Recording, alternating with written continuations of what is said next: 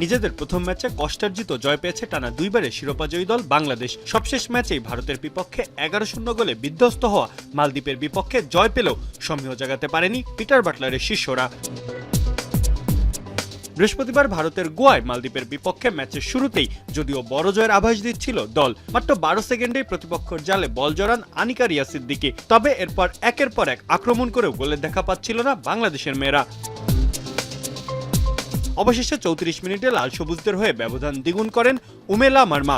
এরপরে যেন হঠাৎ ছন্দপতন ঘটে পিটার বাটলারের শিষ্যদের। ম্যাচের 43 মিনিটেই ডিবক্সের বাইরে থেকে দুর্দান্ত গোল করে ব্যবধান কমান মালদ্বীপের নোরা। এটি ছিল ম্যাচে বাংলাদেশের গোলমুখে মালদ্বীপের প্রথম শট। প্রথম গোলে গোলরক্ষক মিলির কিছুটা ভুল থাকলেও দ্বিতীয়ার্ধে রক্ষণভাগে খুবই অগোছলা হয়ে পড়ে বাংলাদেশ। ফলে 57 মিনিটে এবার বাংলাদেশের জালে বল জড়ান মালদ্বীপের আমিনাত ফাজলা। 2 গোলে এগিয়ে থাকা বাংলাদেশকে দাবিয়ে ম্যাচে সমতায় ফেরে মালদ্বীপ।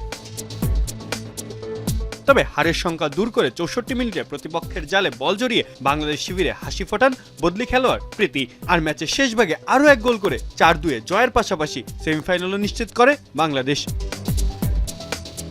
ঈদের দিন প্রতিশ্রুতি মোতাবেক দেশবাসীর মুখে হাসি ফুটিয়েছেন অধিনায়ক মারিয়া মান্ডার দল। তবে 31 মে স্বাগতিক ভারতের বিপক্ষে গ্রুপ সেরা হওয়ার লড়াইয়ে আরও সতর্ক থাকতে হবে তাদের, এমনটি মনে করছেন ফুটবল সংশ্লিষ্টরা। মাহফুজা আহমেদ, এখন।